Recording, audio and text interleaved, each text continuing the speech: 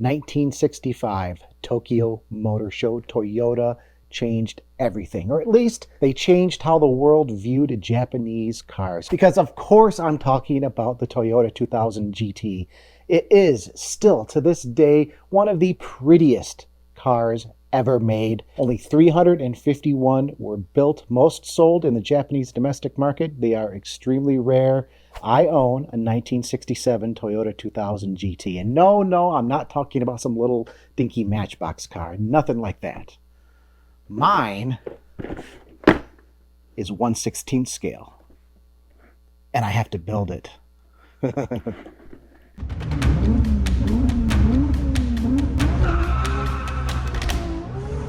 Let's start this build with a Toyota 2000 GT build sheet. And it's going to start, obviously, with an unboxing. This is a good idea for any new build. Open the kit up, take a look at the trees, take a look at the parts, make sure nothing is broken, make sure nothing is missing.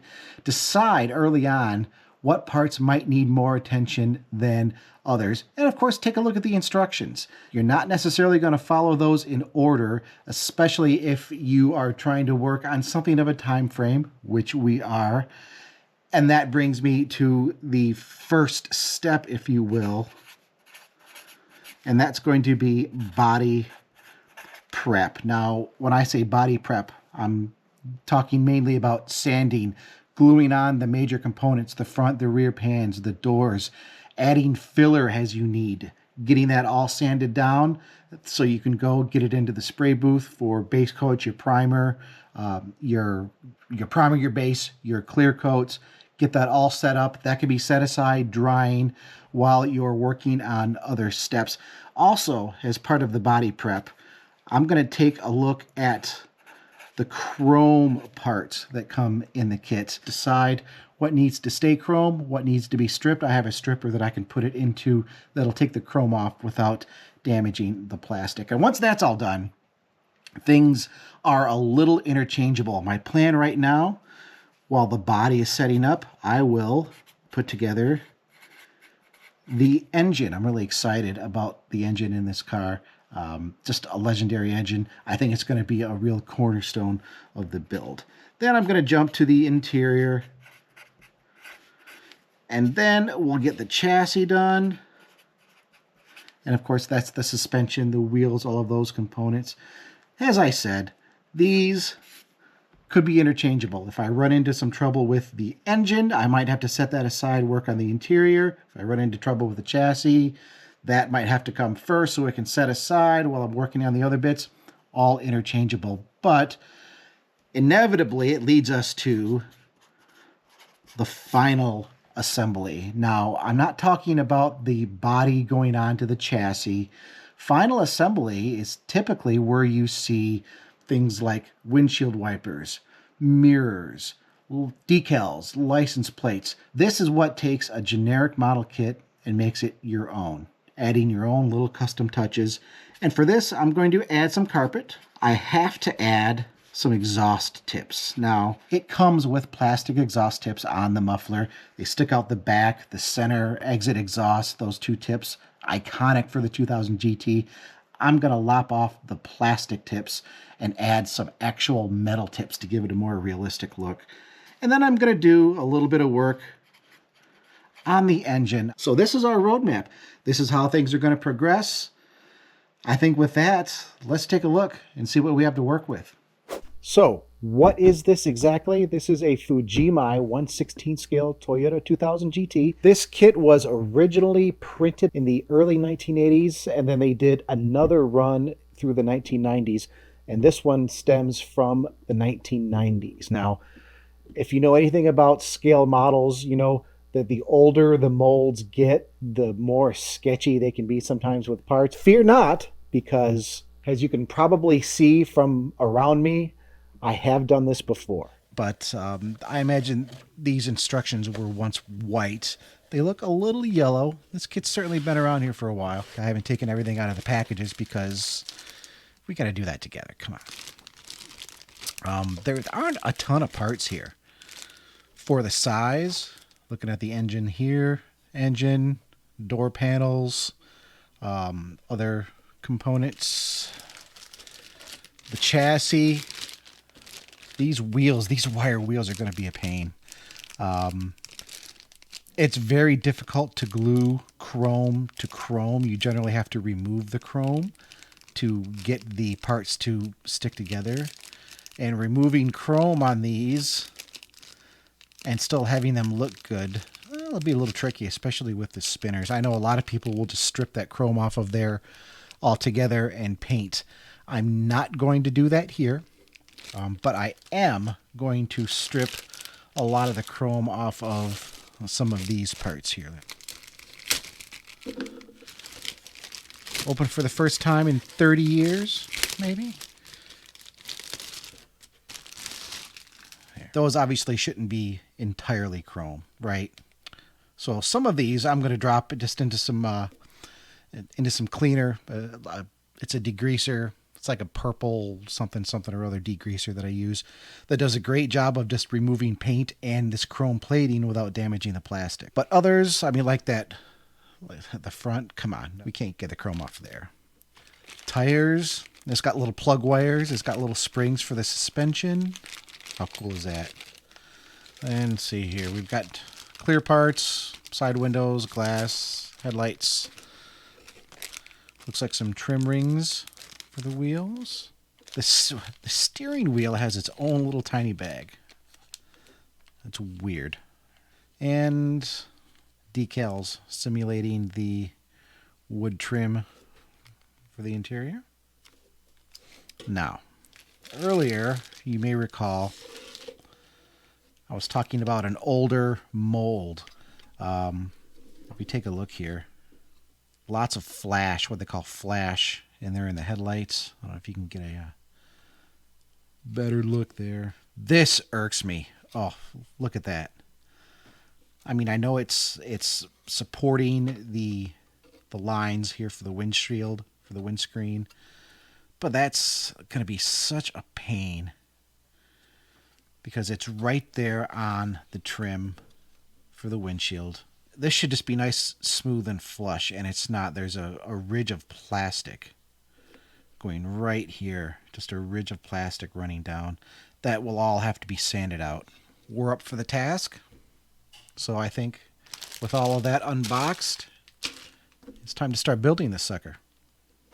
This might be best served with a montage.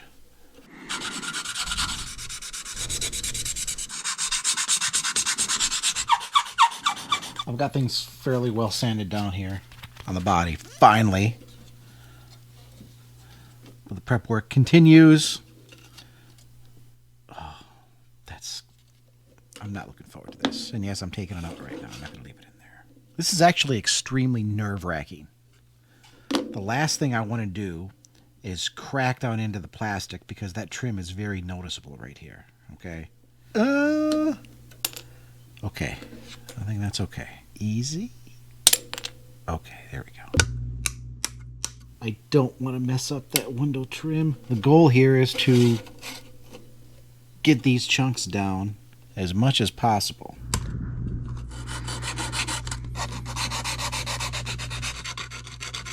I want to speak to the manager.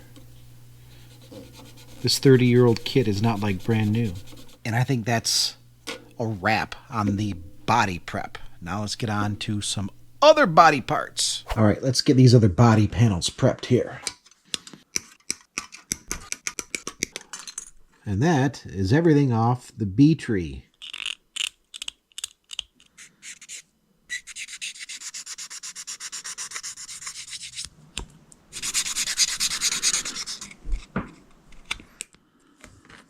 Okay, a little bit of trim on that headlight cover. Okay.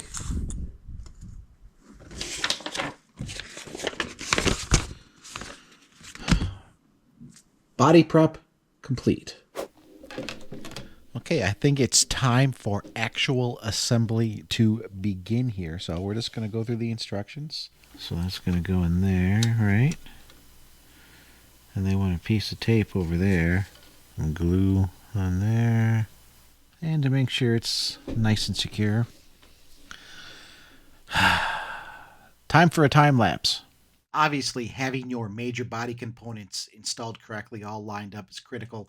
That's what we see going on here, especially with the doors. There are hinge assemblies to make those doors open and close. It has an opening hatch as well. The headlights pop up and down. Getting those hinge assemblies in there correct. Very, very tedious work despite working with larger panels here. Also have the air cleaner assembly and the battery box that go into the fenders. Sadly, no air cleaner with this kit, but the doors open up there, and this is just making sure everything is lined up, glued in place correctly, so the stuff that opens and closes actually opens and closes, and it went together pretty well. Okay. Primary body assembly complete. Perfect time to build an engine. Step 13. Put two engine halves together, and the engine and transmission are right in there together. While I'm doing this, how about a little bit of knowledge? Because this engine, 2-liter double overhead cam, Yamaha had a hand in developing this engine. It was derived from the Toyota Crown. I think this is awesome because what do we have here now? We have a hemispherical head, so it's a Hemi head, inline 6, and it has 3 banks of 2 carburetors each, which could be a 6-pack. So am I saying that the Toyota 2000 GT has a Hemi 6-pack? Yes, it does. Yes, it does. Enough of me prattling on here. Let's actually get this together. Let's build ourselves a Hemi inline 6, right? Yeah, okay. First, let's just get this thing glued together. And I'm going to have to work kind of quick. That's going to hold that in place. Okay, we've got a clamp there. That will pinch the front together. Set this up here. Done. All right, it's finally time to do some engine detailing. And I know right now this looks like a black blob. I airbrushed it. I did have some gray down there. I just ended up covering it all in black. We've got some detail work to do by hand, so let's get to it, shall we?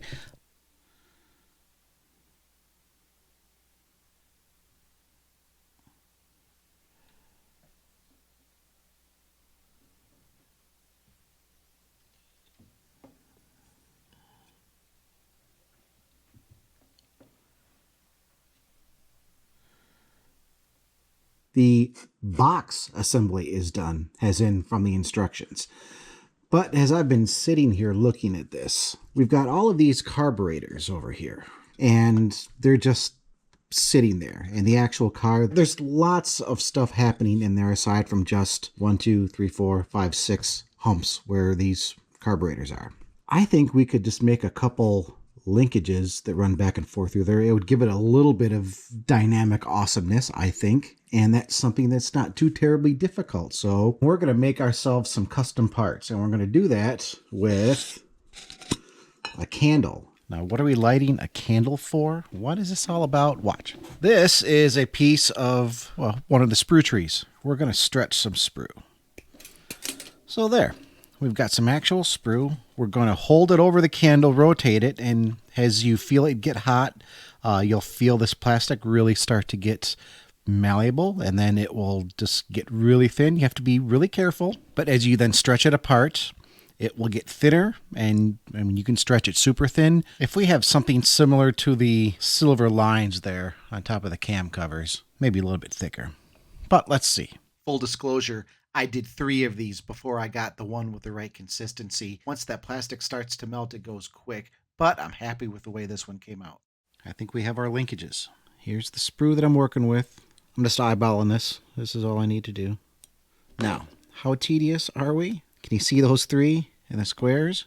1, 2, 3. And now, let's cut the section of sprue that I want to use. Okay.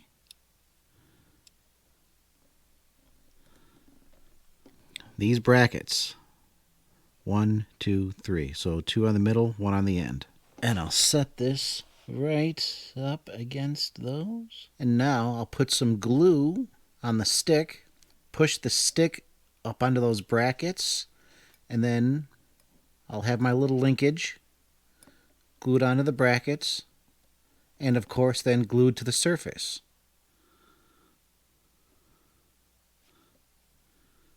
Okay, get some glue on there. Okay, we've got a little linkage in there. And then the other thing up front is a fuel line that's going to run down and all the way. We got this remaining piece of sprue.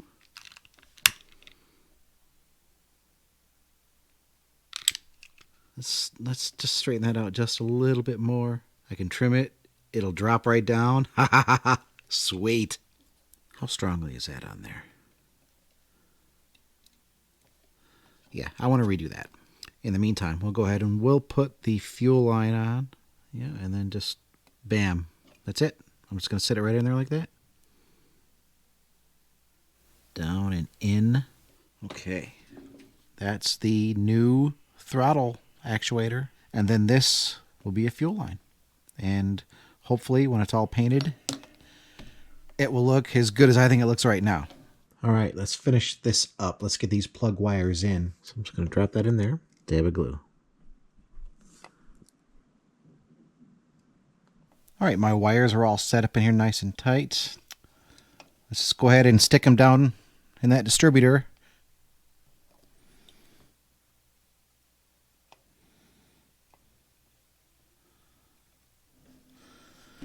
Engine assembly complete. Yeah. All right, welcome to the booth. We've got the 2000 GT in here ready to go. Kick back, enjoy the music as we put our first coat of primer on the Toyota. Some plastic model kits will come molded in color, but even if it's molded in color, it still looks plastic. So you always want to paint it to really get the best finish, the best look. I'm working here with a Badger 155 Anthem. That's a dual action internal mix airbrush. It's a great all-around airbrush. It's not extremely expensive. And I'm spraying with oil base here for the exterior. I'm very familiar with oil-based paints. I've used them most of my modeling life, and being silver is always a very tricky color to try to get it to lay down right. So I wanted to give this the best opportunity for success. I even used a lighter shade of primer gray to make sure the silver had some nice polish. Then of course I finished it off with a nice coat of clear and then hit with some of the detail. And the detailing work, a lot of people will airbrush the detail, but I still like to do it by hand. I think this is one of the best paint jobs I've ever done on a car. Okay. That's that. All right, my friends, time for a special unscheduled announcement. We have run into a little bit of a snag. It's going to be all right. This is the hood, and as you can see, it's not painted. There's also a little crack right there, but that's not why I'm doing this video. I'm doing this video because I'm going to try something I haven't done before. I'm going to try to build another hood. And I'm using this as the template, obviously.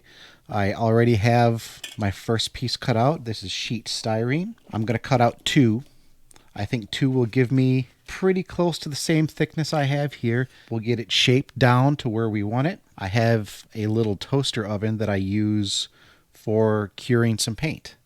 So the plan is to cut this out, get it shaped, get it glued, get it set up in there with a little bit of heat, put some weight on the sides, and see if we can shape ourselves a new hood. All right.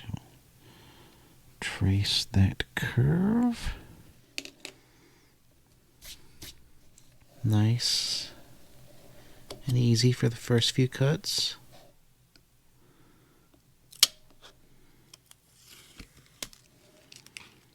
There is one very shiny silver Toyota 2000 GT. Look at that. The width is just about perfect. Now I've got to cut these curves. Well, that fit is just about spot on. I'll just do a little bit of sanding around the corners to smooth it out.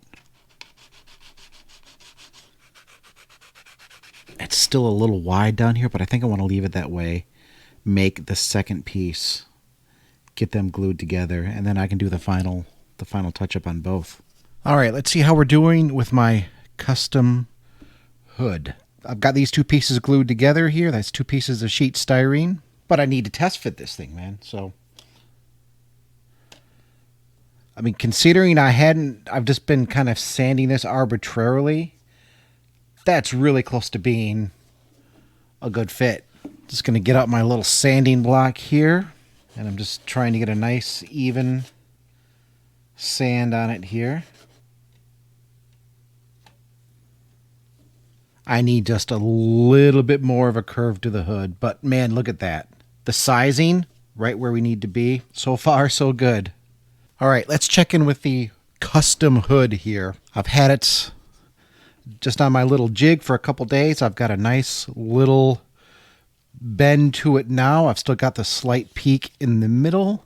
I have my little hood pins here on the end. So let's see how it goes now. Hopefully those pins are dry enough. The length, look at that. The length is just right. Look at the fitment on the hood. It fits down nice and smooth. This is the first time I've done anything like this, and I am so happy right now. Sort of a big moment coming up here. The engine is finally going to go into the chassis. We have the engine detailing all complete. So we're back to the instructions. Step 17, we're going to assemble the rear differential.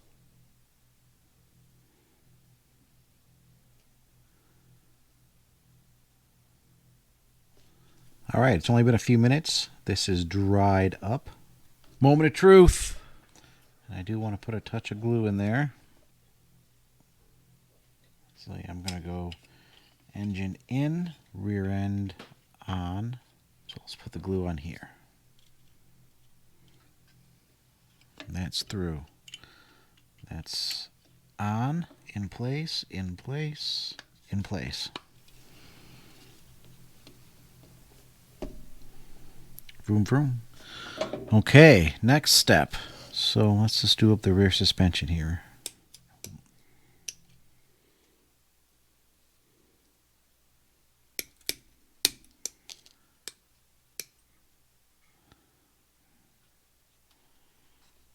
Okay, I want to call that done. All right, we're in for a little treat here. I'm going to do a little more custom work, this time on the interior. And this is a very simple thing for anybody that builds kits like this. And it's the reason why we've had this bottle of clear Elmer's glue over here in the corner. And what I'll do, I'll just take a little plastic container, because we're not going to put any fabric in here per se. We are going to use this. Just flocking powder. It's a very, very fine powder. And in this case, it's black. We're just going to take this and let's just get some of this clear glue down on here. Let's take a big brush. So now we'll take the flocking powder. And this is just a little tea strainer if you want to make your own tea, or if you have like bags of individual ingredients to make a tea. We're just going to go in here, get a big mouthful, and this is why we do it over a container, because we're just going to start tapping it.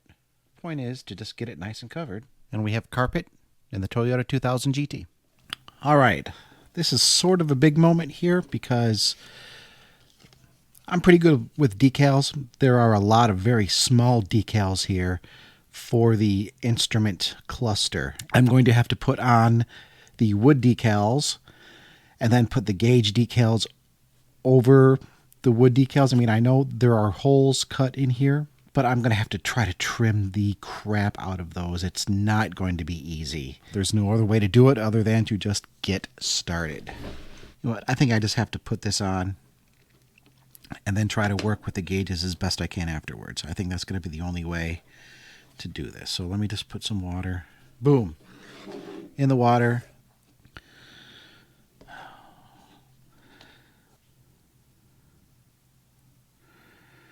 Yep, it's an old fragile decal. Let's get it positioned to where it needs to go. Okay, well, I'm just going to drop that on there like that. I'm going to trim the bottom. I have other decals that will hopefully go over and cover that up. Let's see if I can have better luck with the center console.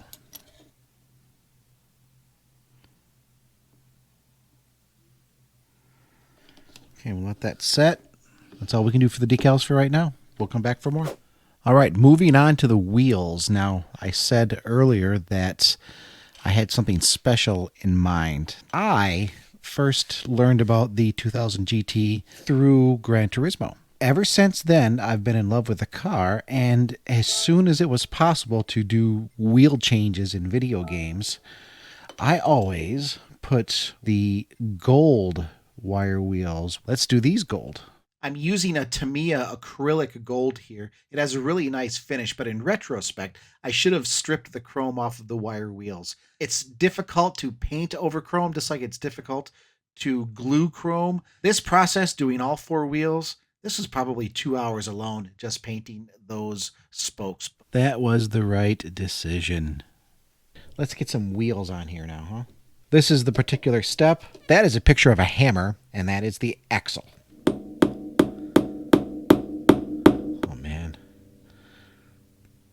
See, that's just not right. That's hardly going in there. We're going with the Dremel. It makes me really nervous. I have no other choice. I have no idea how this is going to end.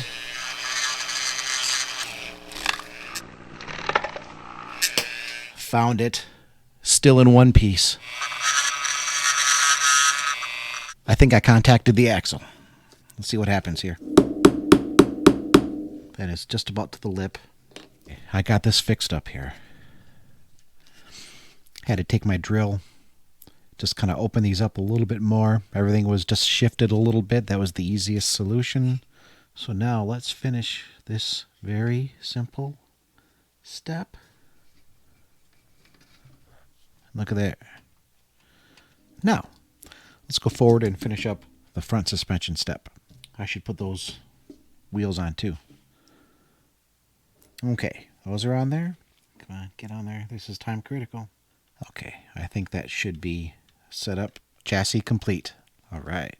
All right, it's finally time to get these seats in here. These are specific because of the side bracing here, so that's going to be the driver's seat. And then that's the passenger seat. This is a real difficult procedure of slopping some glue on the bottoms of these chairs. I mean, I suppose I could put some on the back, but, I mean, it's not like anybody's going to be sitting in there for real, right? So, down you go. In place you go. Interior assembly not quite complete because I still have the dash to do, but that installs in the body. So next time, hopefully we see the interior, it'll be with the dash and the body going on to the inside here. So until then. All right, we're putting the wheels on the chassis. Finally. I actually already have 2 of them on. I went ahead and did these off camera because this was actually really tedious because I had the one wheel that was all, that got a little warped up when I was trying to dry it.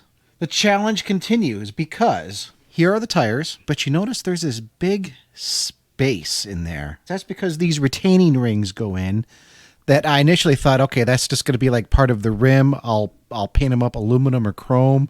I'll make them look good. And no, that's a white wall tire. This is part of the kit, and I have absolutely no idea why. You snap the rim in there, that's how it's supposed to go. Really? White walls? 2000 GT? We're not doing that.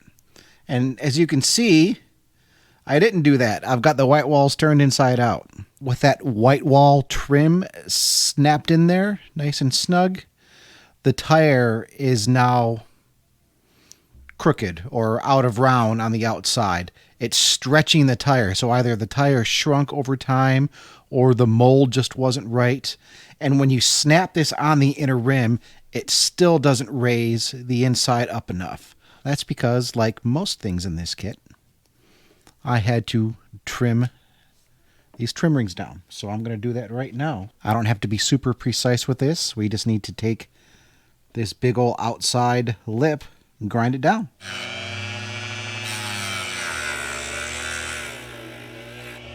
And now, look at that. It's still in there secure. And it's nice and smooth. And you do need to snap it in there because otherwise the rim just doesn't fit correctly into that big space. Next one. Let's see how that fits in here. Oh yeah, tire looks good.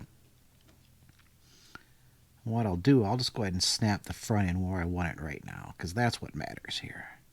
Bead is all nice and set. That just gives me a little bit better surface to work on. Okay. I'm just going around, make sure it feels nice and as snug as it can get. Get a look at it there, huh? Let's get this last wheel on here. Here we go. There we go. Things look good up top. Wheels on. Yeah. Well, I've got the brown paint out. A step that I've been forgetting. Got my little center console. And according to the instructions, E52, the shifter. And then this goes into the interior. That is actually technically the last step to the interior as it sits here. The dash goes into the body. Yay! Isn't it cute? Sticking to my rule of gluing now, painting later. This is a very small part. I think that's set up enough for a little bit of paint before this paint dries up on me.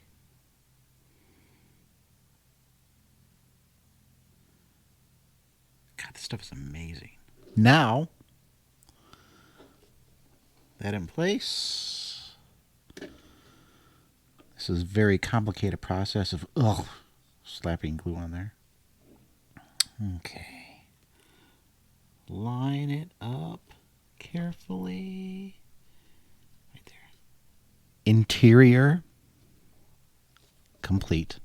All right, we're coming in a little wild and hot on this one. We've got my dash panel here that had the decal, and we had the decals here with gauges on them that I knew would be just horrifically problematic to try to get on there and have it look halfway decent. Plus, the 2000 GT's dash, the gauges actually sit back in a little bit. This wasn't in the instructions anywhere, but on the chrome tree, there was this piece right here that you see in my hand. It was originally one piece, all chrome. But as I looked at it, I thought, well, okay, big piece kind of matches up with the speedometer and tachometer. The smaller piece here matches up with the bank of smaller gauges in the middle of the dash. I don't think this was a mistake in the mold. I think maybe this was a previous iteration of this kit where you could assemble, where this dash was cut out, and you could assemble this, I believe, from the back side.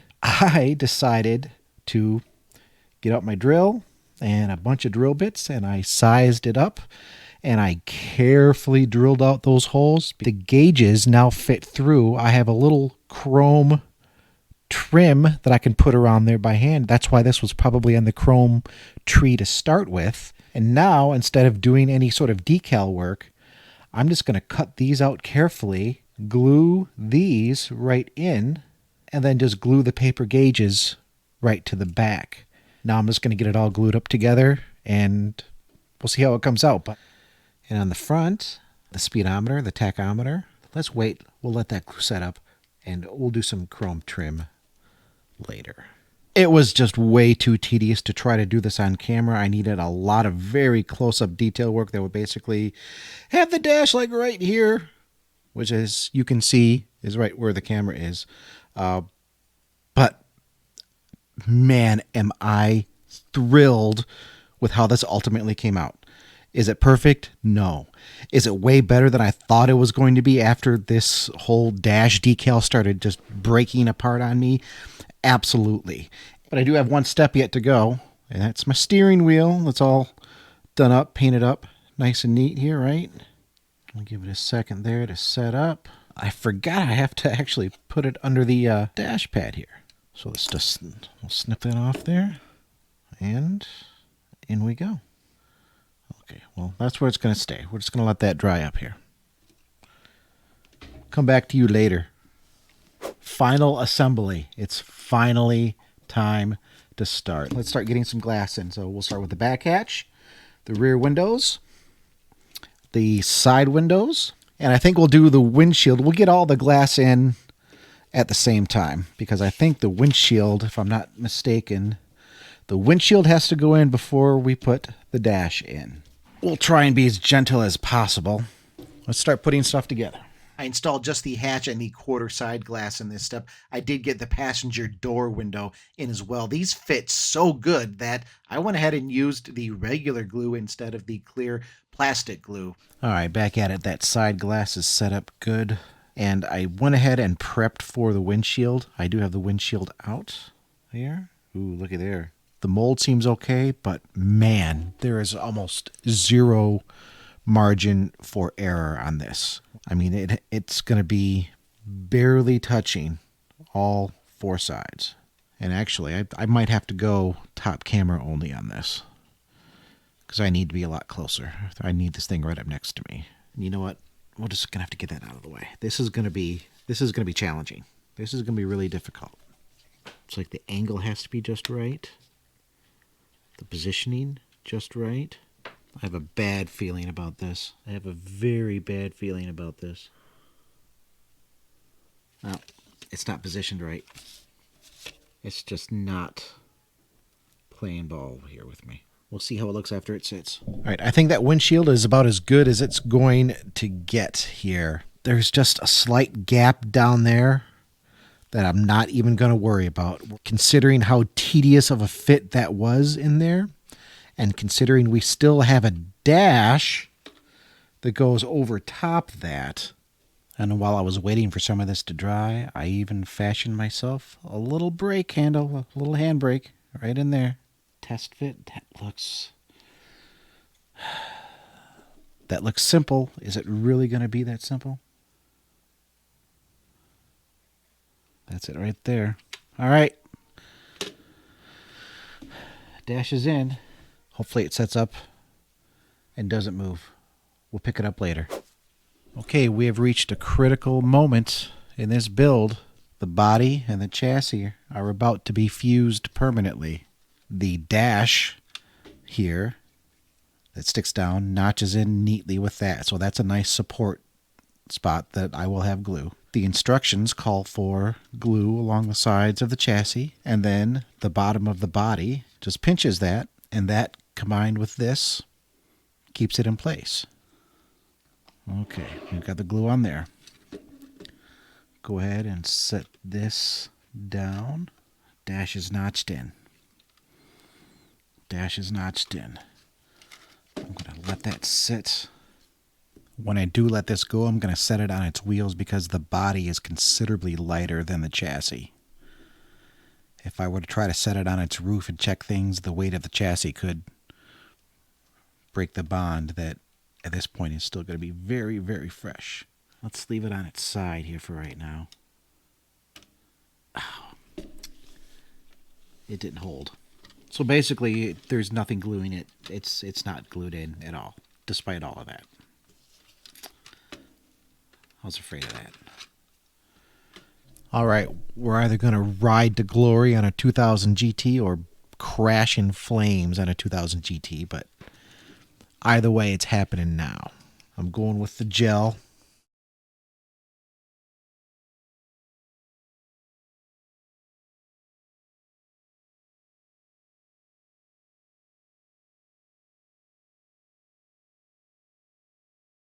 So I am just going to let that sit. I'm not going to say the words that I really want to say right now. Something, we'll see.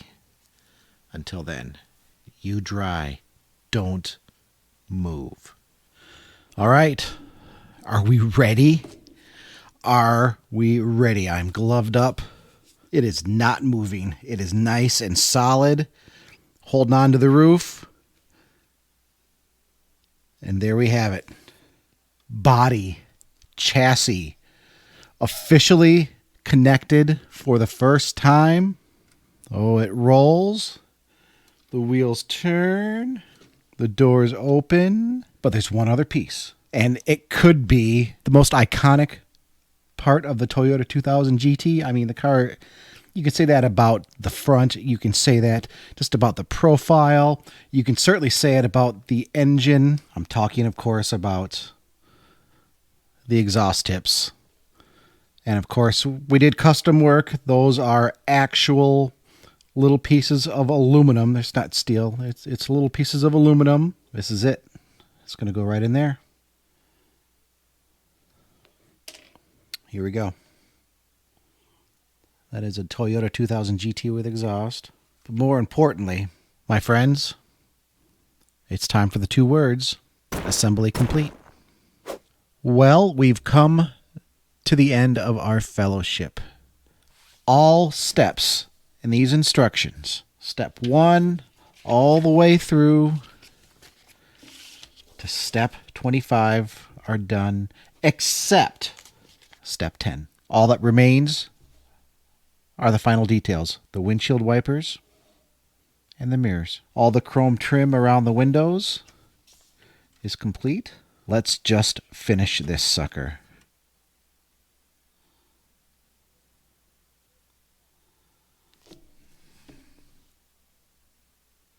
My friends, it's been a minute, at least for me, but with that, we call this project complete. All right, we are here at the end of the line. If you remember when I started, I said this would be several minutes for you, several weeks for me, and it has been. Around 75 to 80 hours all total into this build, and honestly, I could have done a lot more. So let me just do some quick highlights really quick. My preferred configuration is going to be with the factory hood still in place. The finish came out a little bit better overall on the factory hood. It clouded up pretty bad on my custom hood. The clear coat clouded up on me. And being thin sheet styrene, I can't hit that with a heat gun too much. I already hit it a little bit, and that's why there's a big, what looks like a scratch in there. It's just where the paint shrunk in that spot, and it's where it flexed. So the fit is better. The fit is awesome. And at some point, hey, we'll see about refinishing that. So this is my preferred configuration with the factory hood in place. Doors open. Let me just discuss some of the issues really quick that I had. If you look through, there's no firewall in the kit, which was kind of a bummer. And I thought about doing a custom build in there. Obviously, I did do some custom work along the way. Just not enough time to really get that custom firewall in place. Kind of a bummer. I wish I would have had the factory wheels on this. The wire wheels are cool, though. And I put some gold on there to dress them up a little bit. That's my choice configuration. The silver with the gold wheels. Obviously, I had issues with the finish, and that's all on me. I believe I just had the clear coats a little too thin. I either had a bad batch of clear, or I had it too thin when I sprayed the car. I had the silver base looking just dialed in. When I hit it with the clear, it was running a little thin. I noticed when I was spraying, and I think it was just thin to the point where it started to just kind of soften up the base underneath, and it ended up being a little streak. We have it looking okay. Maybe in the future, I will jump back into this and do a total refinish, but it looks fantastic. And the pop-up headlights, that one pops up nice and neat. This one is something is a little stuck under there, and I'm not going to pry it. We're just going to leave those lights down. And now, I mean, hey, let's go over what makes this car, not this kit, but the Toyota 2000 GT really special. Obviously, we talked about it debuted at the Tokyo Motor Show 1965. Yamaha was involved not just with the engine, but with the overall design, and they went to Datsun first. Datsun wasn't interested, went over to Toyota. Toyota said, you know, we would really like a Halo sports car to try to up the brand. They obviously plugged in some of their own styling cues. You see a lot of the Sport 800 in the front. The chassis, let's flip this over really quick, because this is something that I didn't know about. So the chassis, you have that kind of central spine. Toyota turned to Lotus. Lotus didn't build it, but this was inspired by Lotus of the time. Of course, Yamaha, the interior, that wood-trimmed interior, Yamaha's quality wood borrowed from their grand pianos for the interior. Just beautiful, fantastic. And we have the 3M, that glorious double overhead cam inline 6, making 148 horsepower. Not a lot of horsepower, the overall package here, sports car, nimble handling, that's what they were going for. And now I have one. So thank you very much for watching this build. Hope you're enjoying Japan Month. And will we do more in the future? I will say I already have a 1/25th scale 2000 GT on order to build to go along with this one. So thanks for watching. We'll see you.